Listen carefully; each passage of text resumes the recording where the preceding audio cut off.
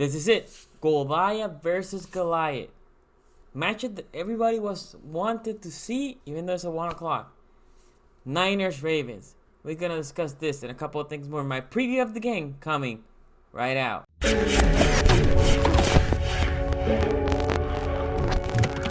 Renegade.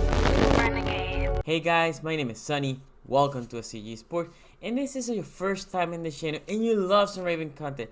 Please don't forget to subscribe to the channel and hit the bell so you can stay up to alert every time I upload a video. Also, every Tuesday, 8:30 Eastern, we do live stream. And this Sunday, we're going to have a preview of the game from Baltimore, BlueGrass. I'm going to have the address in the description from 10:30 to noon.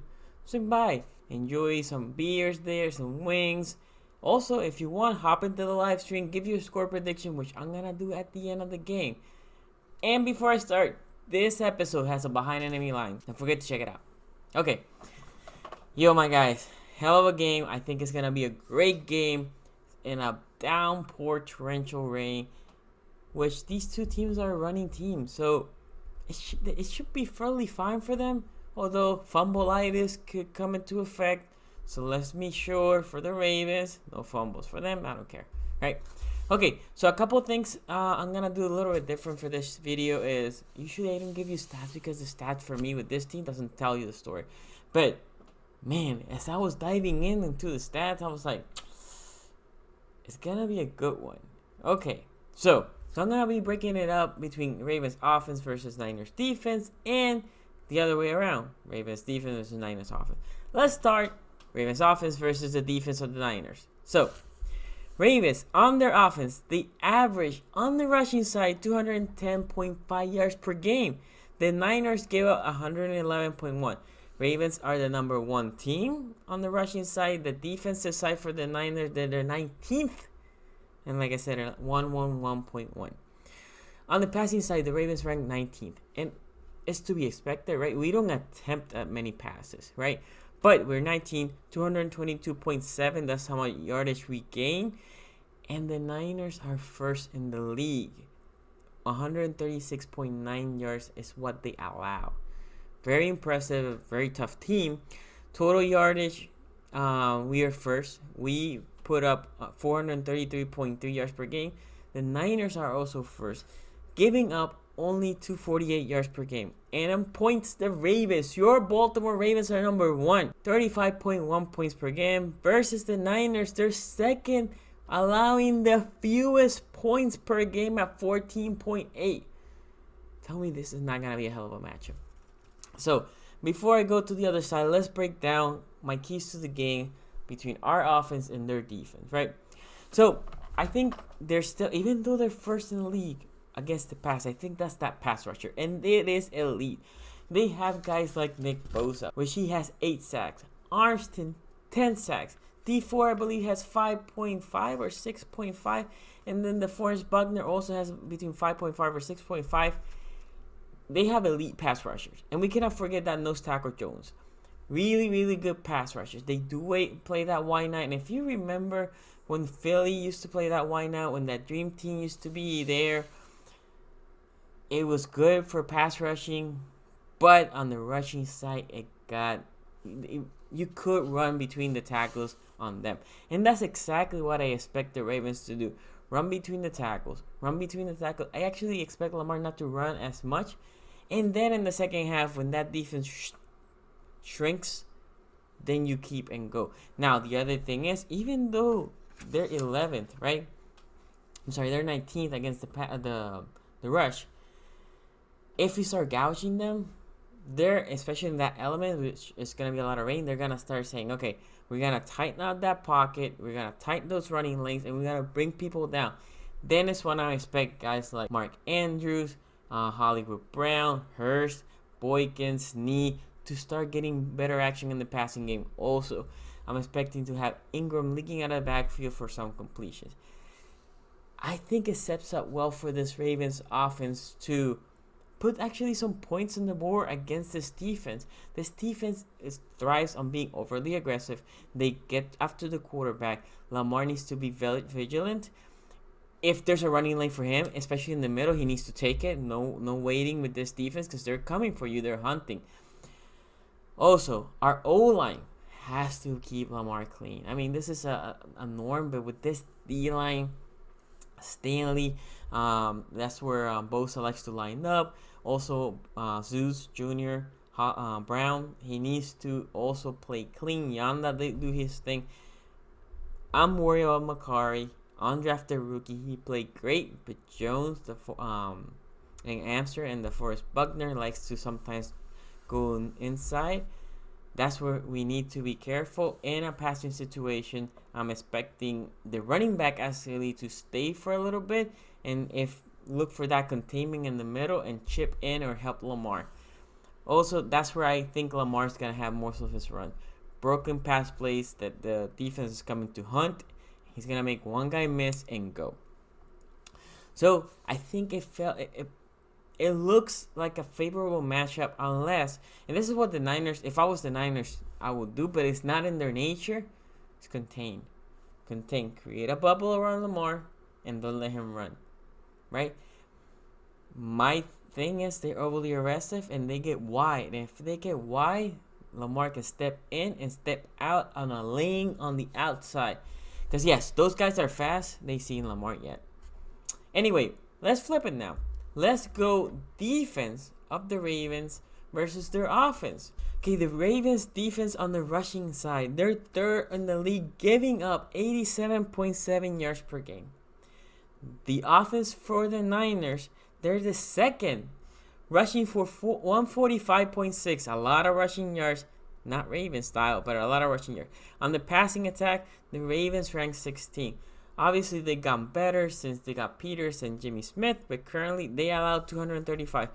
And the Niners, they averaged 236.2. So essentially, what the Ravens are currently averaging giving throughout the year, that's what the Niners do. So, total yardage or total defense, and this is on yardage, the Ravens gave out 322.7. The Niners are 6th, pushing 382.3 yards per game. And in total points, the Ravens are the 5th least amount of points giving with 18.4 points per game. And the Niners are 2nd with the most points scored with 30.2. It's impressive. We're having number 1 offense against the number 2 offense and the number 1 defense in their case versus a number 5th in total and points allowed. Really good matchup, but you would think just by those rankings, well, advantage Niners. No, because what we do good is running, and what they do good is running as well. Their running attack is very similar to what we've seen. Yeah, they have some stretch plays, they have some zone schemes, and okay. But what the Ravens do is completely unique. It's something that they haven't seen throughout the year. And in a short week of practice, right? Because it's a holiday. It's going to be tough for them, in my opinion, to adjust. Versus for the Ravens, should be easier. And both quarterbacks might have, because of conditions, not as best time passing the ball. So when we go just purely rushing, my God, there's no other team like the Ravens currently, right? Okay, so a couple more things before I turn it to behind enemy lines. I wanted to do a quick quarterback comparison. Okay, so Jimmy G, 68.8 percentage. Lamar, 66.9. Slightly advantage Jimmy G. Jimmy G, 20 touchdown pass. Lamar, 24. Slight advantage Lamar. Here it gets a little bit wider. Interceptions. Jimmy G, 10 interceptions. Lamar, 5. Sacks, they're almost identical. 22 sacks. Jimmy G has, and in the case of Lamar Jackson, he has gone sacked 20 times. Now, big number.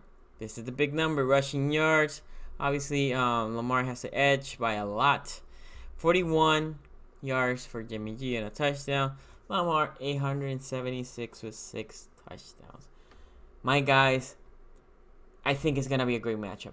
Now, let's talk a little bit about the keys to the game between the offense of the Niners and the defense for the Ravens. The Niners' offense is good. It's very good. They have a good tight end. They have really good receivers. decent O-line, not the greatest. Stanley's not playing. Running backs are good. Quarterback is good enough. Okay, so keys to the game. I think we need to have a rotation on Kittle. I think you put Brendan Carr and Clark, and if Kittle still has open game or have a good game against those two guys, then you come down with Jimmy Smith. It's important for us to contain Kittle because he is the bloodline of this team. Second, make them one-dimensional.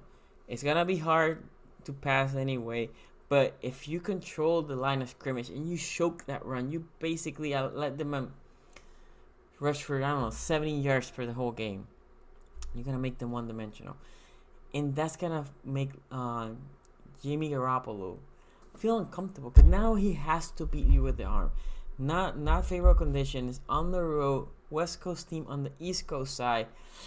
It doesn't look good. You can blitz. That's going to get him confused. That's going to provoke interceptions and turnovers.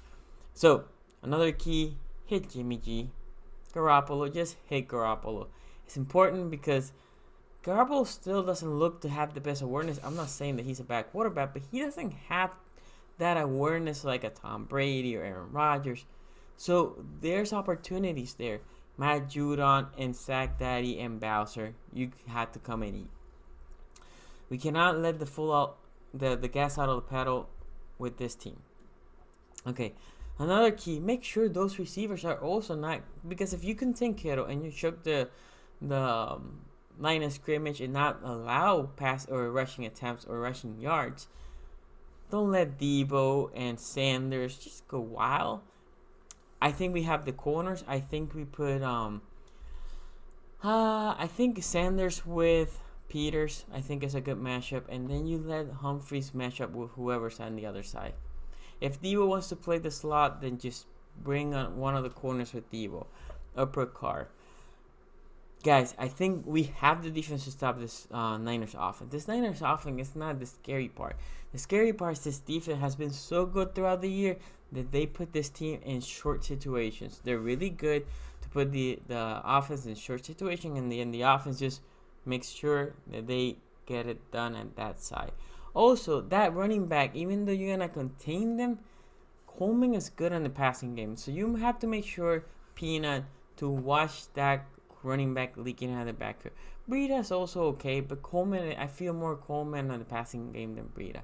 Both running backs run hard between the tackles, so make sure, again, gap assignments are good. Containment is good. Set up that edge. Don't be fooled by jet sweeps. This is a game that you have to stay in discipline. Kyle Shanahan is a really good coach and a really good OC, so we need to be in our A game. Okay, guys, let me throw it now before I give you my score prediction. I'm going to let my guy, John Chapman from NinerRush.com, give you his keys to the game from the Niners out and behind enemy line. Take it away. All right, welcome to your holiday Thanksgiving version of the 49ers Rush podcast. I'm going to be your host, John Chapman. And what we're going to be doing today is we are going to be breaking down one of the most important games in the NFL this season thus far. If you look at what the 49ers and the Ravens have been able to accomplish, through this season, through the 2019 season, it's remarkable.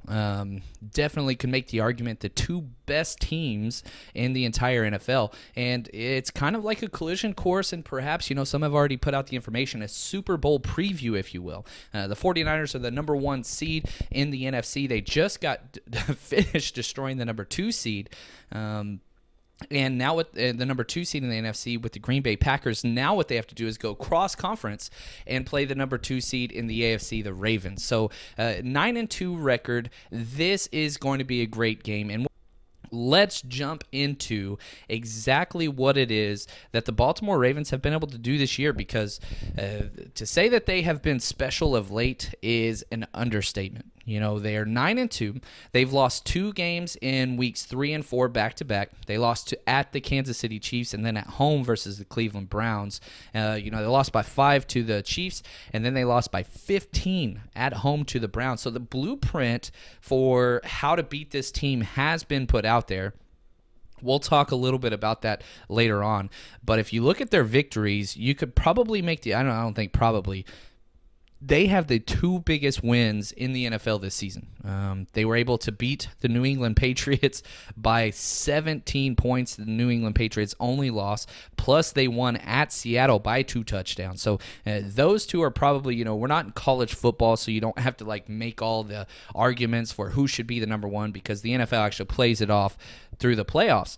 So, we're going to figure out who has the best team in the NFL. But if you were putting together a BCS type bowl bid, I really do think that these are the top 2 teams in the NFL. You could throw Seattle in there, but the fact that they lost by 14 points at home to the Ravens, it was a bad matchup for the Seahawks. So this is a key game. They beat Houston by 34. They beat the Rams by 39 in Los Angeles. They blew them out, and that game was over after the 3rd drive of the game. So a lot to digest with what they do, and we'll go through each one of those. But they do have some major injuries, especially this week. They just lost their center, Matt Skura, who just went on IR. And here's the deal. He was second for Pro Bowl voting at the center position. So this is an all-pro, Pro Bowl type player that they just lost. And they're replacing him with an undrafted free agent rookie center, Patrick McCarry from Cal. So this is going to be a big game for Patrick McCarry for several reasons. One, it's his first NFL start. Two, it's a huge game going against a 10-1 opponent. And then also, he's playing against San Francisco 49ers, who, playing for Cal, that's kind of the local team there as well. So I'm sure his family members are going to be tuned into this one. And what's he got? His very first matchup and start in the NFL? Congratulations. You get to go against DJ Jones, who's playing like a man out of his mind, and DeForest Buckner, who is always at that all-pro, Pro Bowl level. So it's going to be a very interesting matchup, and that is not the only injuries for their offensive line. Orlando Brown, their right tackle, second year, he played very, very well last year. He's playing great this year. He did not practice this week with an illness and an ankle issue. If we stay on the offensive side, but the fact that they are banged up at those positions, it's going to be key, because this is going to be one of those weird games. You have two of the number 1 and 2 rush offense in the entire NFL going at each other. And so with injuries in the trenches, that's going to play out. It's going to show its head at some point, no doubt. George Kittle's back. And you can make the statement that this is going to be a battle of quarterbacks and tight ends. Very, very excited. But the best tight end in the league, which if you listen to this podcast, as George Kittle. So I am betting, and this is a little bit safer bet, so the payoff isn't as huge, that George Kittle has more receptions than Mark Andrews. Now, they have a great tight end. He's awesome. I get that. But I truly do believe that this game is going to go through the tight end position for the 49ers offense. So as we jump into what these two teams are about, let's just stick with the offensive side, that we'll go defense in a second. Here's the deal. We know this offense. This is the exact same scheme, blocking, running, the old diamond formation that we saw with Colin Kaepernick, Frank Gore, and all that kind of stuff. We've seen all of these things. Now, there are some slight variations, okay? And here's the deal. The thing that makes this entire offense so special, and I'll go through some of their stats, which they have the best offense in the NFL. I don't think it's close. They're number 1 in points scored. They're number 1 in total yards. They are that good. If the MVP voting was today, Lamar Jackson is the most valuable player in the NFL. I don't think it's close. Number 2 would probably be Russell Wilson, but there's a huge gap there. But the things that make them so special is it's RPOs, which I hate to use that terminology because about 3 years ago, sports broadcasters learned it for the first time, and they've just overused it, and now it's just whatever. But here's the deal. This is the most proficient run-pass option team in the NFL. And as you watch their film, every damn play looks exactly the same. It's very, very tough to get a read. And a lot of times the offensive line, most times, they don't even know what the play call is. They block the exact same thing if it's a run, and they block the exact same way if it's a pass. So if you're trying to get an under key or an under read on the uncovered offensive lineman, which usually is what the safety or linebackers will do, you can't do that here because you're not going to get a true run-pass read. Also, you can't key off the quarterback because everything is going to be that kind of play action out of the shotgun zone read look, so you can't do that either. the wide receivers don't know if it's a run or a pass most plays because they'll run their routes even if it's a run play, because if Lamar Jackson sees a linebacker coming up or a safety shooting up, he'll just pull the ball and he'll throw it anyway. So the key component here for the 49ers defense going against the offense is you have to be technically sound. You can't overreact to your instincts if you think it's a run, because if you jump up, they're going to pull it. If you sag back, just preparing for the pass, Lamar Jackson to give it, or he'll run it himself. So the most difficult thing that makes this offense special is everybody's just kind of buffering. You can't sell out to stop the run because he'll pull it and throw it over your head, and you can't back up or he'll run it. So it's a constant just hold on, let's take our time and make sure everything is right, and then you respond. And so whenever you listen to analysts or whatever, including myself, the common thing that they're going to say is this: oh, well, you just have to attribute another person against Lamar Jackson in the run game. And that is, you can't do that. It's so much more than that. It's much more. Lamar Jackson's success doesn't happen at the offensive line as much as it happens in the back end. Now, their third down and their fourth down plays and all those things are wonderful, and their conversion rates, their first and third down and their first and fourth down. Again, the 49ers are second and third right behind them respectively in both those categories. But what's special about them is he's going to exploit safety and linebacker play. It's not so much like if you put an additional defensive lineman up on the line of scrimmage to sit there and spy Lamar Jackson if he's going to do a keeper. That's not where he is successful. He's successful at getting your safeties to bite and then hit it over the safety's head or the linebacker where they leave. That's just what they do. So, if we just look at kind of what they've done the last 3 games, the first team for the Ravens hasn't punted in 3 straight games. That's stupid.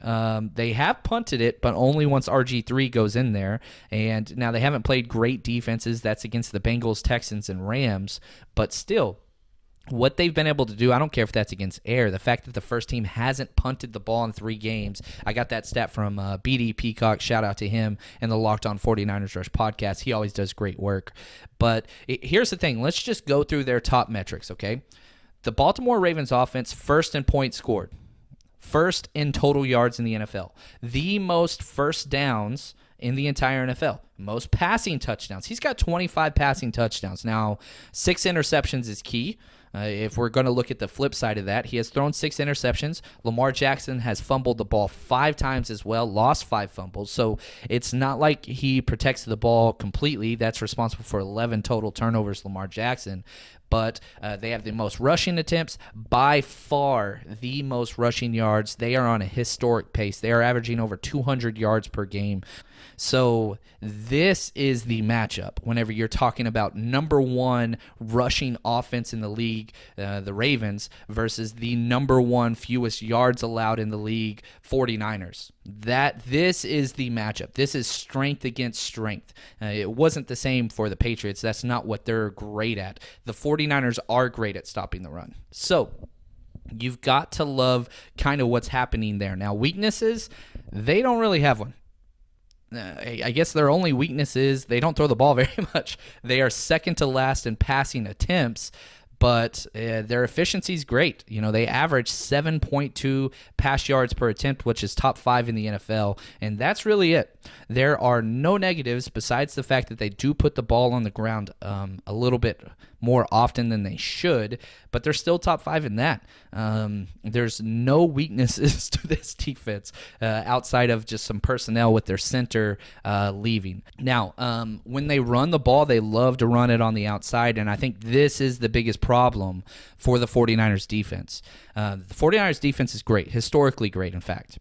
But the issues that we have had is outside contain with our safeties on that zone read, where, what the 49ers do is whenever the quarterback rides the running back and then pulls it, They get a down block on the play side. Our defensive ends crash. That's what they're taught to do. The problem that we have had, okay, big Fred Warner fan, NFC Player of the Week last week, he responded great. But the problem that we have had is when we have a running quarterback, Fred Warner, who is supposed to gap exchange and get to the outside to take the quarterback, he has not done that. Against 2 games, against the Arizona and Kyler Murray, he didn't do it, and against Russell Wilson, he didn't do it. Now you're playing against the most mobile quarterback that we've had in a decade. Can he respond? That's going to be one of the premier matchups is can Fred Warner not bite on the dive on the zone option or the zone read? If he can replace outside and contain Lamar Jackson, which nobody's been able to do in the NFL yet, then the 49ers are going to win this game hands down. That's going to be key. Watching Fred Warner not lose contain. Watching Jaquiski Tartt come up and fill and force everything back inside against 12 personnel groupings. That's going to be key. But if we are going to win, we have to force him to beat us through the air. That's number 2. So turnovers 1, sacks 2. Number 3, George Kittle, baby. George Kittle, back with our bet. Kittle needs to have 90-plus yards, whether that's total yards, if they run like a sweep with them or whatever, which we've seen in the past, 90-plus total yards. And the 4th one is this. The Baltimore Ravens need to have under 40% conversion rate on third downs when they're on offense. Okay, so again, let's go back for those. Positive in turnovers. Positive in sacks. Kittle 90-plus yards. Then the Baltimore Ravens 40% or less on third downs. If we get 3 out of 4 of those, I truly do believe the 49ers win this game. And my prediction, the 49ers win a heartbreaking, crazy close game that is just going to be, again, we saw what happened with the heart attack kids a few weeks ago where it's just back and forth with the Cardinals. I think it's going to be one of those games.